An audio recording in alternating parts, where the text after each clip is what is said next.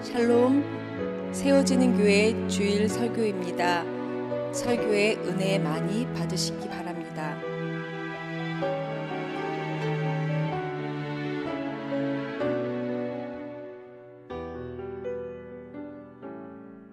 히브리서 11장 33절부터 40절 말씀. 그들은 믿음으로 나라들을 이기기도 하며 일을 행하기도 하며 약속을 받기도 하며 사자들의 입을 막기도 하며 불의 세력을 멸하기도 하며 칼날을 피하기도 하며 연약한 가운데서 강하게 되기도 하며 전쟁에 용감하게 되어 이방 사람들의 진을 물리치기도 하며 여자들은 자기의 죽은 자들을 부활로 받아들이기도 하며 또 어떤 이들은 더 좋은 부활을 얻고자 하여 심한 고문을 받되 구차히 풀려나기를 원하지 아니하였으며 또 어떤 이들은 조롱과 채찍질 뿐만 아니라 결박과 옥에 갇히는 시련도 받았으며 돌로 치는 것과 톱으로 켜는 것과 시험과 칼로 죽임을 당하고 양과 염소의 가죽을 입고 유리하여 궁핍과 환난과 학대를 받았으니 이런 사람은 세상이 감당하지 못하느니라. 그들의 광야와 산과 동굴과 토굴에 유리하였느니라. 이게 사람들은 다 믿음으로 말미암아 증거를 받았으나 약속된 것을 받지 못하였으니 이는 하나님이 우리를 위하여 더 좋은 것을 예비하였은즉 우리가 아니면 그들로 온전함을 이루지 못하게 하려 하심이라. 저희가 지난 시간에 32절에 나오는 그 믿음의 인물들에 대해서 저희가 생각해 보았습니다. 11장의 전체적인 구조가 우리 믿음의 선진들의 한 사람 한 사람의 그 모습들을 이야기하면서 그 사람들을 통해서, 그 믿음의 선진들을 통해서 하나님의 믿음이 어떻게 드러났느냐를 이야기하고 있습니다. 그 사람이 어떻게 믿음으로 반응하였느냐, 그 사람이 어떻게 믿음으로 행동하였느냐, 객관적으로 겉으로 드러나는 모습은 그렇게 드러나지만 실질적으로 하나님께서 그 안에서 어떻게 그 믿음이 드러나게끔 역사하셨는가라는 부분이 그 실질적인 그 믿음에 대한 부분입니다. 그래서 아벨에 대해서 저희들이 생각했었고요. 에녹, 노아, 아브라함 많은 믿음의 선진들에 대해서 생각해 보았습니다. 그리고 그 내용들이 한 단락 지어지면서 이제 이 믿음의 선진들의 사람들이 얼마나 많았는가 일일이 다 이야기할 수 없을 정도다 라는 의미에서 이분들이 하신 내용들보다는 이름을 언급하는 그런 모습으로 32절이 기술되어 있습니다. 그러면서 성경은 이런 선지자들의 일을 말하려면 내게 시간이 부족할 것이다 이렇게 말씀을 합니다. 그리고 이어지는 말씀이 33절로 40절까지 오늘 봉독하신 말씀입니다. 여러분들이 오늘 읽으신 이 33절로 40절까지 이 내용, 특별히 33절로 38절까지 말씀을 이렇게 쭉 읽어보시면 뭔가 이렇게 좀 구분되는 느낌이 들 겁니다. 전혀 아무 생각이 없으셨으면 제가 다시 그걸 일깨워 드려야 되고요. 어떻게 좀 33절로 38절까지 이 단락에서 이게 크게 두 부분으로 나누어진다라는 좀 뉘앙스가 드시지요, 그죠? 생각이 들어야 됩니다. 읽어보시면 이렇게 이야기하고 있습니다. 33절은 그들은 믿음으로 나라들을 이기기도 하며 의를 행하기도 하며 약속을 받기도 하며 사자들의 입을 막기도 하며 이렇게 해서 어떤 일들을 했다라는 쪽으로 이야기하고 있습니다. 그리고 35절, 36절로 이어지면서 어떻게 이야기하고 있냐면 고난을 받는 그런 모습들로 해서 조롱과 채찍질뿐 아니라 결박과 옥에 갇히는 시련도 받았으며 37절은 아주 감당하기 힘든 시련입니다. 돌로 치는 것과 톱으로 켜는 것과 시험과 칼로 죽임을 당하고 이런 내용들이 나와 있습니다. 그래서 33절에서 38절까지의 내용을 보면 크게 두 부분으로 우리가 구분을 해볼 수 있습니다. 한 부분은 어떤 거죠? 믿음이 어떻게 세상을 이겼는가라는 어떤 영광으로 드러나는 모습을 우리가 이 말씀을 통해서 볼 수 있습니다. 또 그 후반부에 나와 있는 그 부분은 여전히 그 믿음의 사람들을 통해서 역사했는데 그 믿음의 사람들을 통해서 이 세상에선 어떤 모습으로 드러났다라는 거죠? 고난이라는 모습으로 드러났다라는 것을 지금 성경은 이야기하고 있습니다. 이 전체적인 부분에 대한 것을 우리가 어떻게 이해할 것인가 하는 부분들은 잠시 후에 저희가 좀 더 나누어 보도록 하겠습니다. 그러면 이 각각의 내용들이 어떠한 믿음을 이야기하고 있는가 하는 부분을 저희들이 좀 생각해 봐야 될 줄 믿습니다. 이 부분을 정확하게 이해하지 못하면 우리가 지금 읽으신 이 33절로 38절의 말씀, 특별히 이 앞쪽 부분의 말씀을 오해하게 됩니다.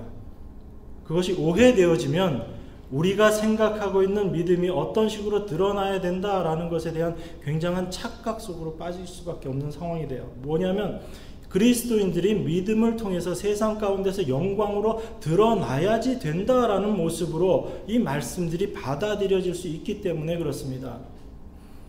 하나님께서는 실제 이 사람들을 통해서 하나님 당신의 영광이 드러나게끔 하셨는데 우리들은 믿는다라고 이야기하는 우리들은 하나님의 그 영광이 드러나야 할 자리에 하나님 대신 내가 그 영광이 드러나는 자리에 동참되고 싶어 하는 것입니다. 그것이 사실은 우리가 하나님 믿음으로 우리가 일을 한다, 믿음이 드러나게 한다, 하나님의 영광을 드러낸다라고 말하면서도 사실은 나의 영광을 취하게 되는 그 죄인된 속성이 드러나게 되는 모습입니다. 제가 오늘 칼럼에 그런 내용을 실었습니다. 어떤 내용이냐면 구원이 과연 누구를 위한 구원인가 라는 부분을 가지고 제가 이 칼럼 내용을 실었습니다.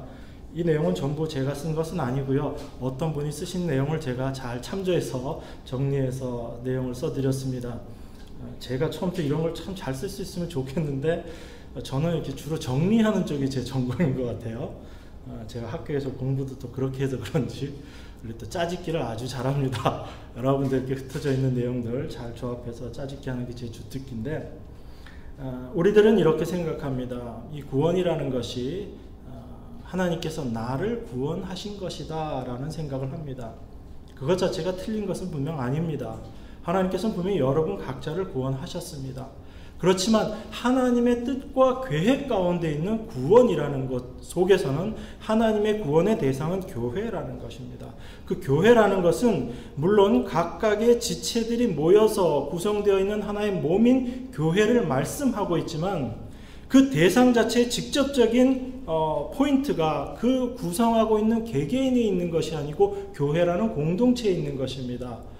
그 교회라는 공동체에 있다는 얘기는 무엇이냐면 어떤 집단주의를 이야기하는 것이 아니고 그 교회라는 공동체, 그 몸을 통해서 머리와 연합되는 온전한 몸을 하나님께서 드러내시기를 원하신다는 것입니다. 그래서 그 일들을 통해서 하나님의 하나님 되심이 드러나기 위한 것이 바로 하나님의 구원 사역이라는 것이에요. 그런데 우리 인간들은 하나님께서 우리를 구원하여 주셨다, 예수 그리스도를 통해서 우리를 구원하였다라는 그 의미가 나의 개인적인 구원의 의미로 많이 이해가 되어집니다.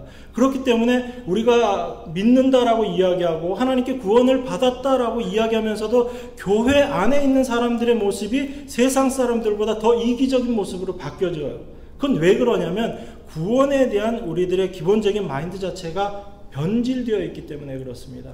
나를 위한 구원, 나를 위한 하나님, 나를 위한 교회, 나를 위한 공동체, 모든 것이 나를 위한 것으로 집중되어 있습니다. 그래서 내가 신앙생활을 열심히 하고 잘해서 나중에 하늘나라 가서 더 큰 상급을 얻어야지. 이것이 우리가 이 땅에서 신앙생활을 하는 열심을 내는 목적이 되어 있다는 것이에요.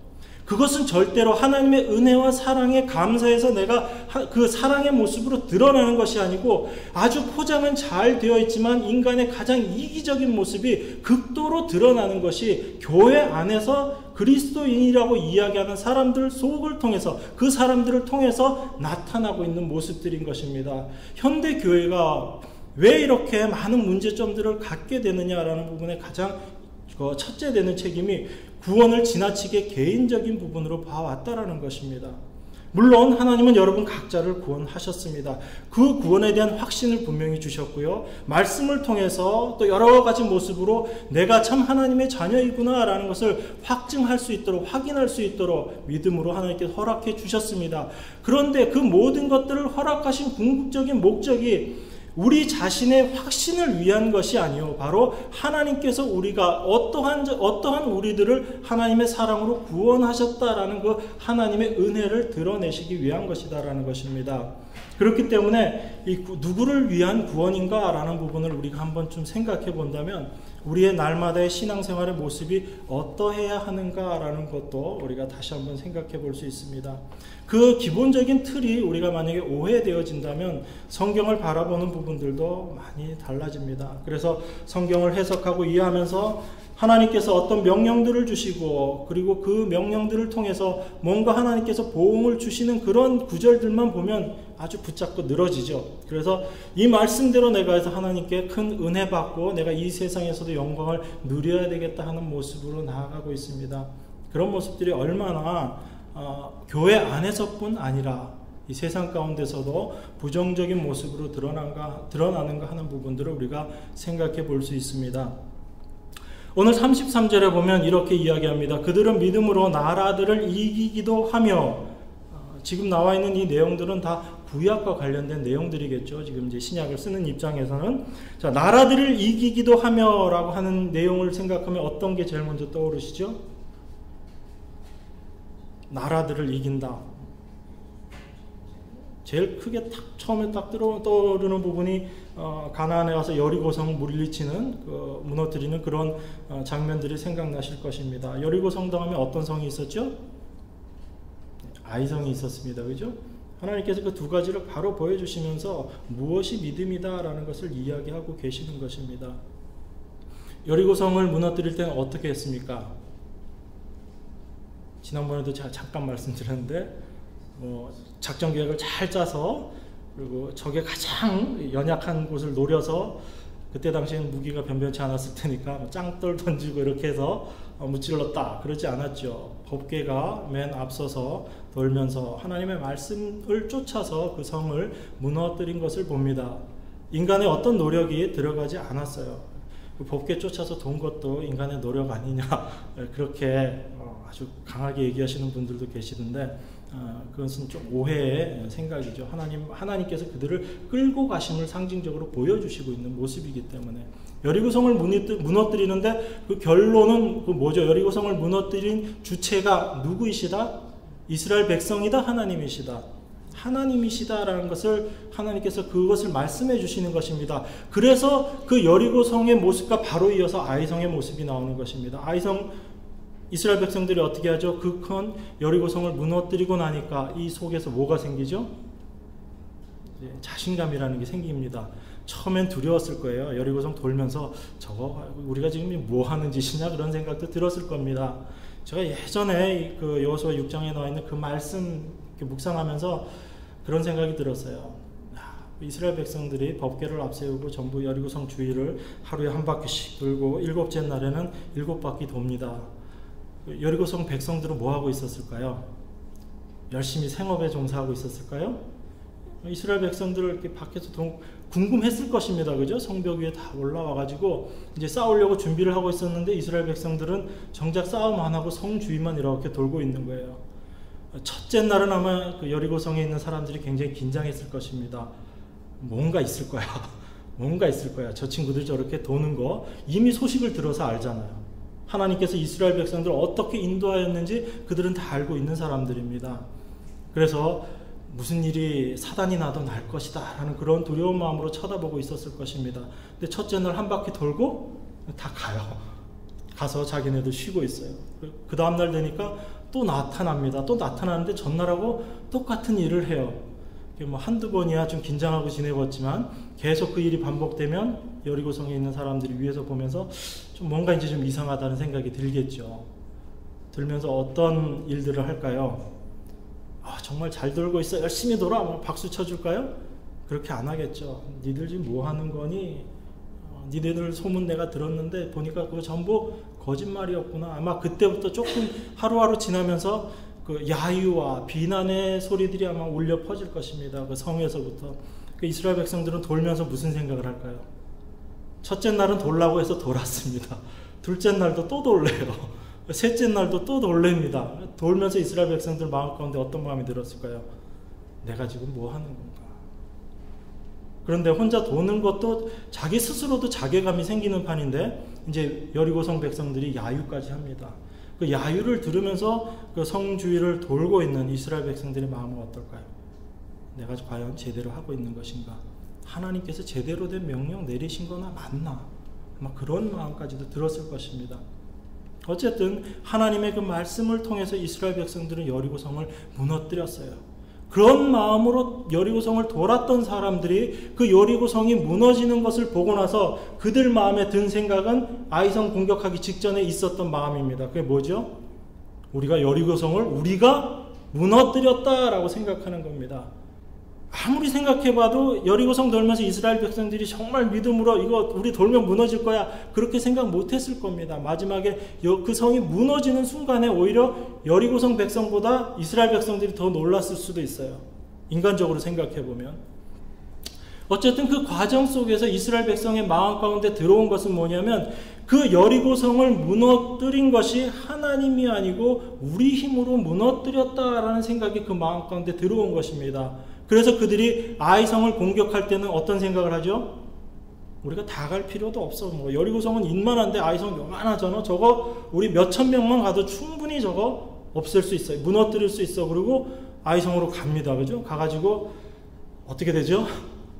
예, 표현이 좀 그렇지만 아주 깨박살이 나죠. 그죠? 그리고 되돌아옵니다. 거기서 이 전쟁, 이 싸움의 승리는 우리의 힘과 능력에 있는 것이 아니고 하나님의 손에 달린 것이구나 라는 것을 알게 됩니다.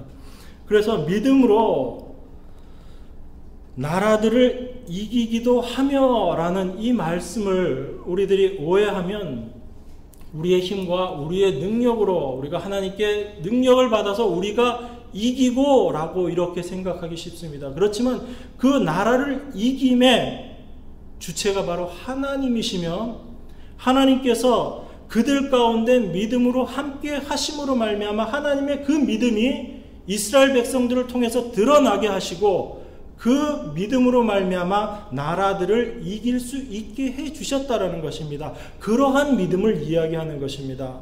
여기서 나라들을 이기고 하는 그런 믿음이라는 것은 또 한 가지 더 볼까요? 뭐 의를 행하기도 하며 약속을 받기도 하며 사자들의 입을 막기도 하며 여기서 사자들의 입을 막는 거 이거 하니까 또 금방 생각나는 거 있죠. 누구죠? 사자 사육사? 사자 사육사 사자 입을 꽉 막았나요? 다니엘 얘기죠. 그죠? 다니엘이 하나님의 말씀만 순종하기로 했다라는 부분 때문에 다니엘이 사자굴에 갇힙니다. 여러분들이 지금 시간이 없으니까 제가 다 찾아보진 않겠지만 그 다니엘서 내용을 보면 그 사자굴에 들어갔을 때 성경에 뭐라고 표현하고 있냐면 하나님께서 그 천사를 보내셔서 천사가 사자의 입을 봉했다라고 되어 있습니다. 그러면 사자들의 입을 막기도 하며 라는 것에 이 사자들의 입을 막은 주체가 누구죠? 하나님이십니다. 하나님. 그런데 우리들의 모습은 어떻게 되냐면요, 우리가 그 사자굴에 들어가서 사자 입을 우리가 막은 게 아니고 하나님께서 그 일을 하셨는데 거기에서 풀려 나오게 되면 모든 사람들이 어떻게 이해를 할까요? 저 사람이 사자굴에 들어갔는데도 죽지 않고 살아나왔어. 저 사람 정말 대단한 사람이야 라고 세상은 그렇게 바라봅니다.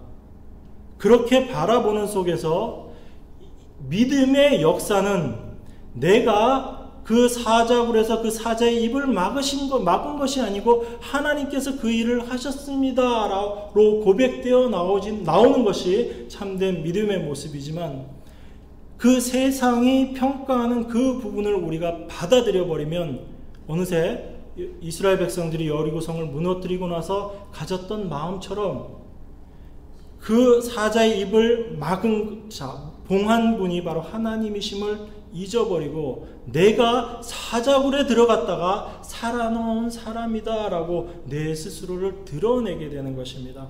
똑같은 객관적인 모습이지만 믿음의 역사가 어떻게 드러나느냐 하는 부분들은 이런 양면성을 가질 수가 있습니다. 제가 이렇게 설명드리는 이유가 있습니다.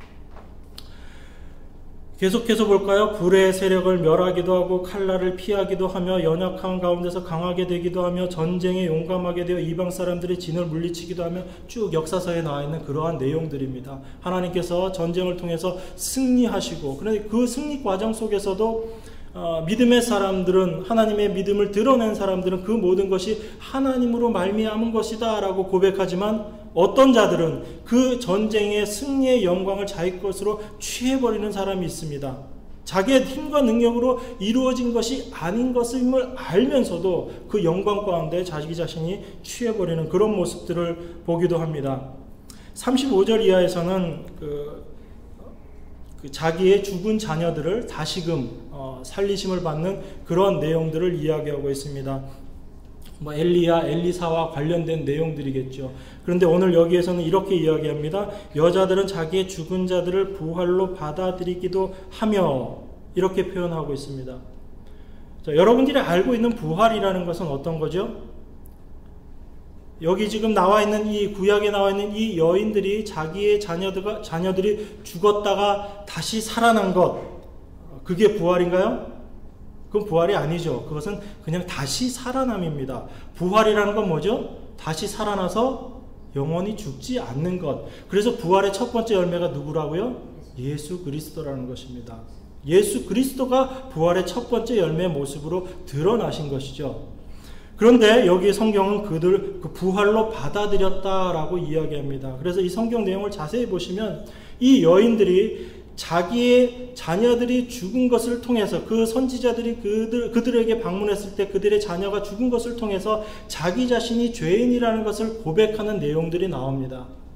그리고 나서 하나님의 선지자가 그 자녀들을 다시 살려내었을 때 내가 죄 가운데서 이 아이처럼 죽을 수밖에 없는 그러한 자인데 하나님의 은혜가 임하시니까 하나님의 선지자가 임하게 되니까 이 아이가 다시 살아나는 것이구나 라는 쪽에서 단순한 부활을 이야기하는 것이 아니고 하나님이 말씀하신 부활의 의미가 무엇인지를 이들이 깨닫게 되었다라는 의미입니다. 그것이 믿음이 역사했을 때 드러나게 되는 일이다라는 것이에요.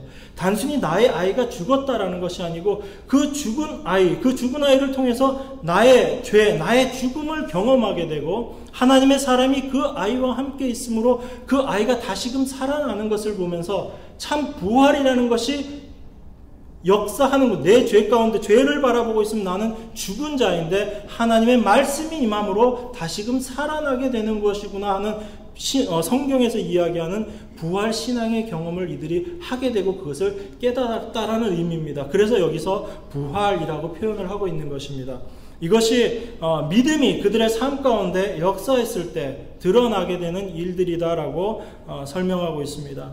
그리고 나서 36절 이하에서는 어떤 일들이 있죠? 조롱과 채찍질, 결박, 옥에 갇히는 시련, 그리고 아주 심각한 일들이죠. 돌로 치는 것, 톱으로 켜는 것, 칼로 죽임을 당하고 양과 염소의 가죽을 입고 유리하여 궁핍과 환난과 학대를 받는 것, 이렇게 이야기하고 있습니다. 이런 것을 우리가 한 단어로 뭐라고 이야기하죠?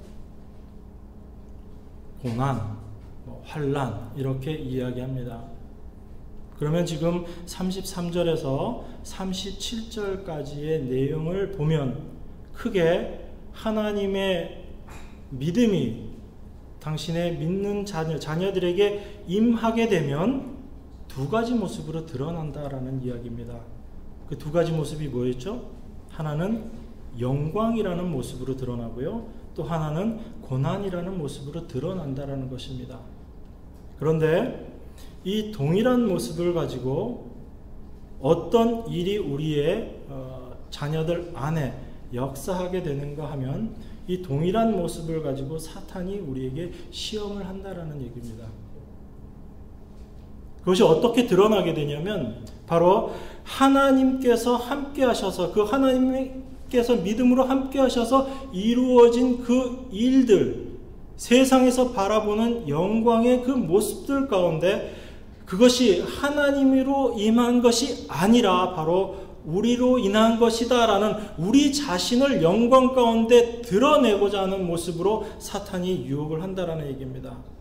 여러분 이런 얘기 혹시 주변에서 들어보셨나요? 믿음이 좋다라고 얘기하시는 분들, 특별히 사업하시는 장로님들 중에 그런 말씀 하시는 분들이 많으신데, 내가 하는 이 사업은 절대로 망하면 안 돼, 그렇게 얘기하시는 분들이 있습니다.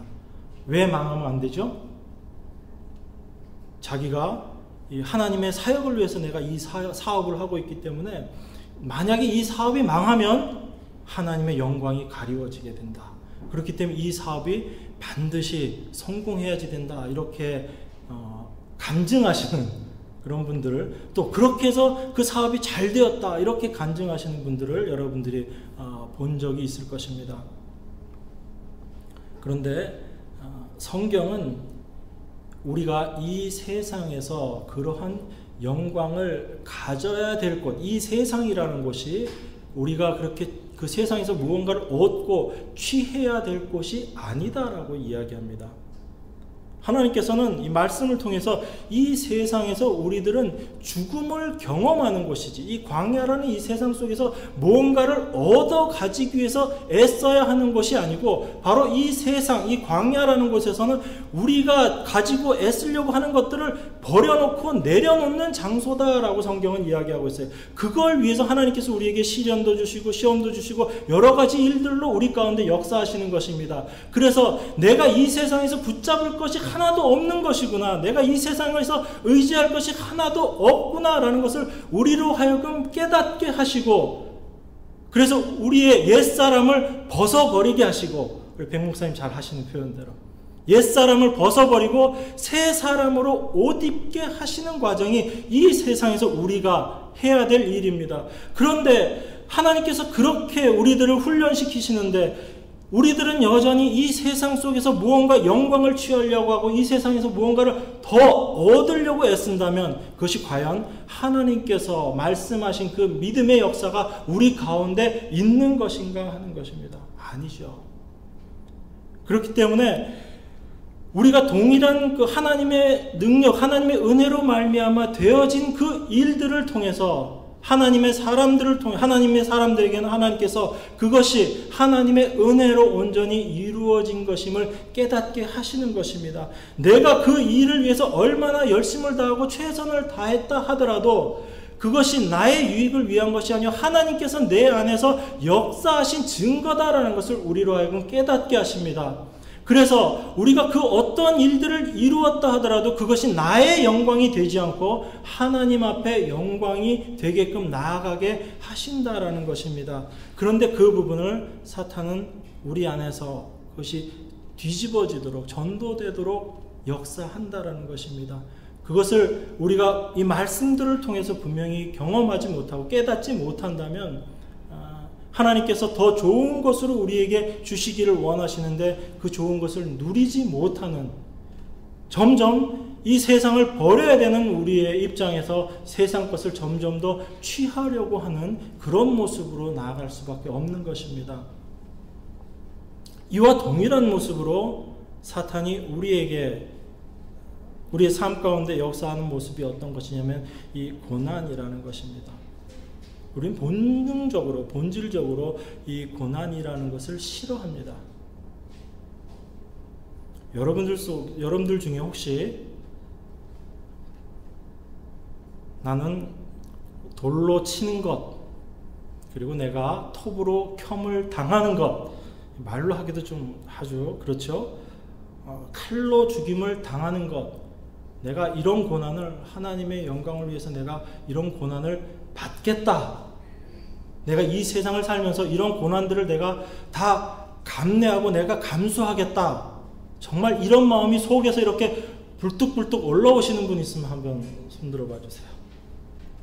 고난은요, 저희들이 하나님께서 그 고난을 통과하면 너희가 이런 영광 가운데 거하게 돼 라고 하나님께서 우리에게 말씀하셔도 우리의 본질은 그 고난을 피해 가기를 원하는 것입니다. 우리가 믿음으로 하나님의 그 영광 소망을 바라본다라고 하면서도 사실은 이 고난을 통과하고 나서 이 영광을 주께라고 하나님이 말씀하셔도 이 고난을 피해 가기를 원하고 그 고난은 나에게 닥치지 않았으면이라고 생각하는 것이 바로 우리들의 모습입니다. 그렇기 때문에 하나님이 어떻게 역사하시죠? 우리의 의지와 무관하게 고난을 허락해 버리시는 거예요. 우리가 그것을 피할 수 없도록 하나님이 그 고난을 줘 버리시는 겁니다. 그럼 우리에게 오는 고난이라는 것은 내가 그 고난을 선택해서 내가 더 나은 소망을 위해서 고난을 내가 선택하는 것이 아니고 하나님께서 나에게 그 고난을 허락하시고 그 고난을 하나님께서 허락하시다는 것을 내 안에 믿음으로 깨닫게 하신다라는 거예요. 그래서 그 믿음이 그 고난을 이겨낼 수 있게끔 하신다라는 것입니다. 그것이 하나님께서 고난을 통해서 우리에게 역사하시는 모습이에요. 저는 제가 예전에 그래도 내가 하나님 나라에 대한 그런 큰 소망이 있으면 보통 때는 그런 소망도 잘 없고 그냥 평생을 살아가는데 너무나 익숙하기 때문에 그런 마음도 잘 안 생기지만 어느 날 이 안에 말씀을 보면서 이런 마음들이 생겨서 정말 저 하늘나라 그 영광을 위해서 내가 무슨 일도 할 수 있겠다 속으로 그런 생각을 했던 적이 가끔 있습니다. 자주도 아니고 가끔 있습니다. 그런데 실제로 제 삶 가운데 고난이라는 것이 다가오니까 무슨 생각이 드냐면 하나님 저 나중에 그 영광은 그건 나중 일이고 지금 이 고난 제 앞에서 좀 없어지게 해주세요. 그 마음이 더 드는 거예요. 그게 더 솔직한 저의 마음이라는 것을 제가 알게 됐어요. 저는 제 자신이 그런 고난이 오던 제가 원래 예전부터 하나님 말씀을 잘 모를 때부터 고난은 그리스도인의 밥이다 이 말씀 너무 좋아했어요. 그리고 아무리 생각해봐도 그건 참 성경적인 것 같아요. 그래서 청년들한테도 그런 얘기하면서 청년 설교할 때도 제가 고난을 두려워하지 말라고, 고난은 당연히 여러분들이 지고 나가야 될 거라고, 파도가 몰려오는데 자꾸 그 파도 피하면 어떻게 되냐고, 결국은 앞으로 나가지 못한다고. 파도가 밀려오더라도 그 파도 맞들면서 앞으로 나가야지 결국은 우리가 그 파도를 이겨낼 수 있는 것이라고. 고난이 아무리 몰려오더라도 맞짱 써서 한번 싸워보라고 제가 그렇게 많이 목소리 외쳐 이렇게 설교를 했었었는데, 제가 제 삶 가운데서 제가 생각했던 이상의 고난이 오게 되니까 그것을 받아들일 그것을 감당할 수 없다. 내 안에서는 절대로 그것을 감당할 수 없다라는 것을 하나님께서 알게 하시더라고요. 그래서 내가 할 수 없기 때문에 하나님이 그 고난을 나에게 주시는 거예요. 내가 받아들일 수 없기 때문에 나로서는 절대로 그것을 그 고난 달게 받겠습니다라고 나아가지 못하기 때문에 하나님이 환경과 여러 가지 모습들로 그 고난을 나에게 쏟아 부어주시는 거예요. 그래서 그 고난을 통해서 하나님이 어떠하신 분이시고 내가 어떠한 자인지를 알고 깨닫게 하시고 하나님만 바라볼 수 있게끔 하시는 거예요. 왜요? 그 고난 가운데서 내가 할 수 있는 방법이 아무것도 없기 때문에. 내가 뭔가 할 수 있다라고 생각하면 사람은 99가지를 해보고 나서 다 실패했더라도 그 한 가지가 남아있으면 그 한 가지를 붙잡고 그것을 해결해 보려고 애쓰는 게 인간의 본성이에요.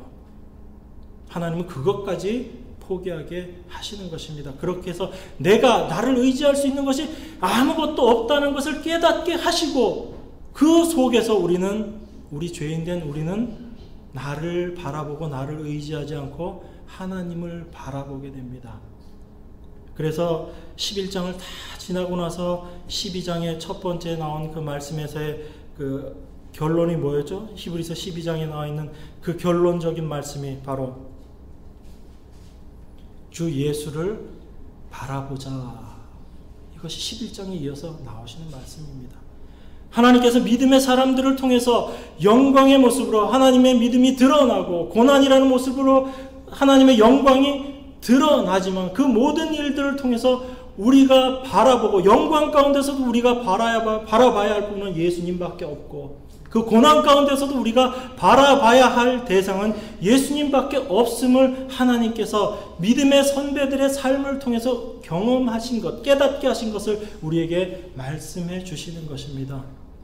그것이 이 시간에 하나님께서 이 말씀들을 통해서 우리가 어떻게 하나님 앞에 나아갈 수 있는 자가 되는가를 말씀해 주시는 것이라고 생각합니다. 우리는 우리의 믿음이 있어서 하나님께 나아갈 수 있는 자들은 아무도 없습니다. 단 한 발자국도 하나님께로 나아갈 수 없는 자들임을 우리는 고백해야지 됩니다.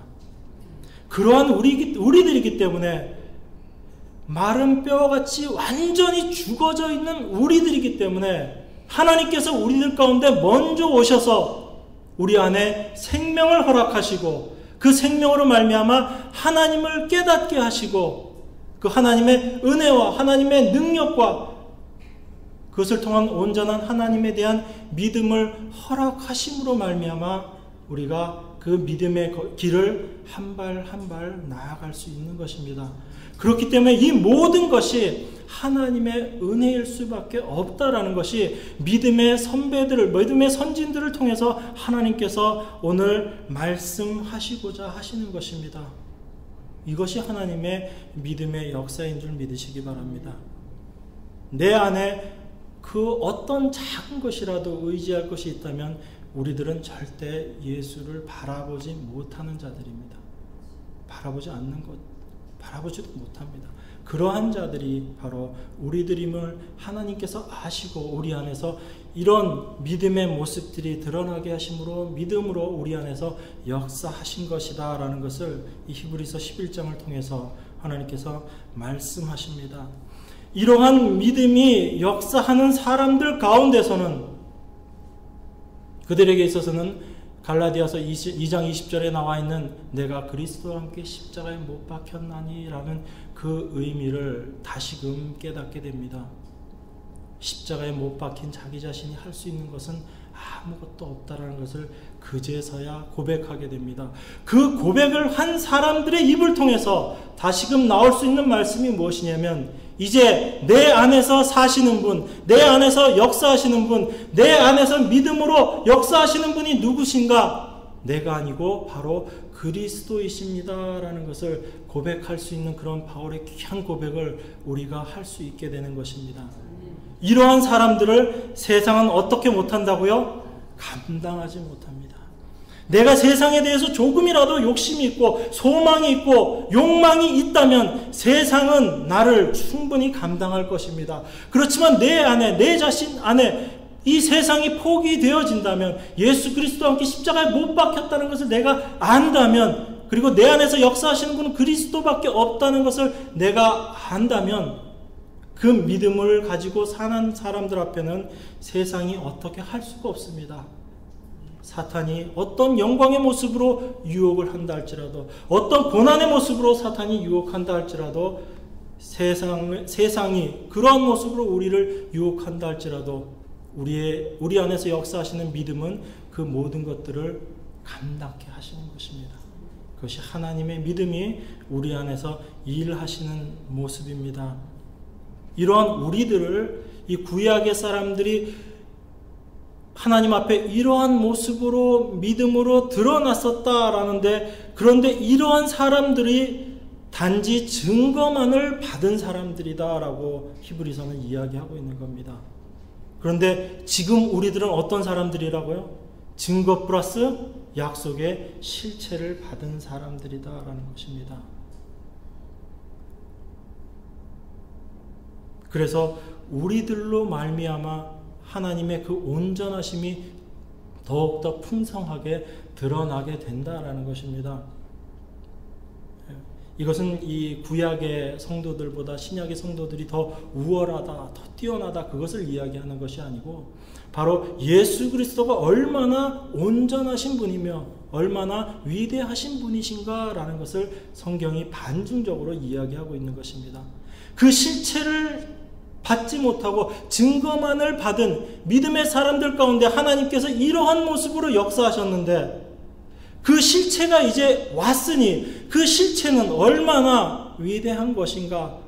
그러니까 우리가 히브리서를 공부하면서 늘 했던 주제에 있었죠. 다른 그 어떤 것도 의지하고 바라볼 것이 없고 예수만 바라보아라 라는 것입니다. 그래서 우리에게 믿음의 주요 또 온전하게 하시는 이인 예수를 바라보자라고 말씀하시는 것입니다. 예수를 바라볼 수 있기 위해서는 여러분들의 삶 속에서, 여러분 안에서 이 세상이 죽어져야지 됩니다. 이것은 내가 억지로 세상을 죽이는 것이 아니요, 하나님께서 여러분 안에서 믿음으로 역사하실 때 그 세상은 나에 대해서 죽은 것임을 우리가 경험하게 됩니다. 그래서 동일한 모습으로 세상도 우리를 어떻게 간주해요? 죽은 것으로 간주하죠. 그렇게 될 때 우리 안에 온전한 소망이요, 우리의 구주이신 예수 그리스도만을 바라보는 그런 삶 가운데로 나아가게 될 게 있을 줄 믿습니다. 그러한 삶의 모습들, 그러한 믿음이 여러분 각자 안에서 하나님의 은혜로 임하시기를 주의 이름으로 축원합니다. 기도하시겠습니다. 하나님 아버지 감사합니다. 영광의 모습 속에서도, 그 고난의 모습 속에서도 우리가 진정 깨닫고 경험해야 할 것은 우리가 얼마나 죄악된 존재인가 하는 것을 경험하는 것인 줄 믿습니다. 더 이상 세상을 의지하지 않게, 세상에 대해서 욕망 가지지 않게 하나님 저희 가운데 믿음으로 역사하여 주시옵소서. 그래서 이제 우리가 우리를 바라보는 것이 아니요, 믿음의 주여 온전케 하시는 그 예수 그리스도만을 바라볼 수 있는 그런 믿음 허락하여 주시옵소서. 우리가 애쓰고 노력해서 되는 것이 아님을 이 시간 고백합니다. 하나님 믿음으로 함께하여 주시옵소서. 우리 안에 그 하나님을 구하는 간절함이 불일 듯이 역사하도록 주여 함께하여 주시옵소서. 그래서 당신의 사랑하는 자녀들 삶의 순간순간 가운데 이제는 내가 나를 의지하지 않고 그 예수 그리스도만을 바라보는 그런 참 믿음의 모습으로 드러나게 하여 주시옵소서. 이제는 우리 주 예수 그리스도의 구원하신 은혜와 하나님 아버지 극진하신 사랑과 성령님의 함께하심이 이 시간 참 우리 자신은 죽었음을 고백하며 그 예수 그리스도만을 바라보기를 원하는 당신의 자녀들 삶과 머리머리 위에 이제부터 영원토록 늘 함께하시기를 우리 주 예수 그리스도의 귀하신 이름 받들어 간절히 기도하옵나이다.